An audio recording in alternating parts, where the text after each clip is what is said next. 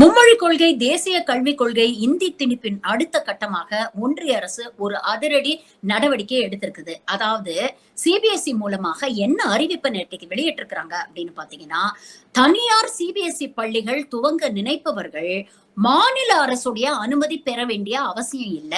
நீங்க நேரடியா ஒன்றிய அரசுகிட்டயே அப்ளை பண்ணலாம் அப்படின்னு சொல்லியிருக்காங்க. முன்னெல்லாம் சிபிஎஸ்இ பள்ளி ஒண்ணு தொடங்கணும்னா மாநில அரசுகிட்ட இருந்து நோ அப்ஜெக்ஷன் சர்டிபிகேட், அதாவது தடையில்லா சான்றிதழ் வாங்க வேண்டிய அவசியம் இருந்தது. இப்போ அந்த ஸ்டெப்ப பைபாஸ் பண்ணி ஒன்றிய அரசுகிட்டே பர்மிஷன் வாங்கலாம் அப்படிங்கிற ஒரு புதிய நடைமுறையை கொண்டு வந்து மாநிலத்தின் உரிமையை பறிக்கக்கூடிய மேலும் ஒரு எச்சத்தனமான வேலையை இன்னைக்கு ஒன்றிய அரசு செஞ்சிருக்குது.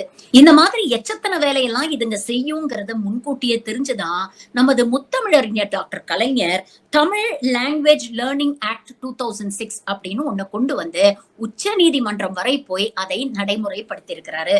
அதாவது இந்த ஆக்ட் பிரகாரம் தமிழ்நாட்டுல எந்த பள்ளி ஆரம்பிச்சாலும் அது எந்த சிலபஸாக இருந்தாலும் 10ஆம் வகுப்பு வரை தமிழ் கட்டாய பாடமாக கற்பிக்கப்பட வேண்டும் அப்படிங்கிற ஒரு ரூலை கொண்டு வந்திருக்கிறாரு.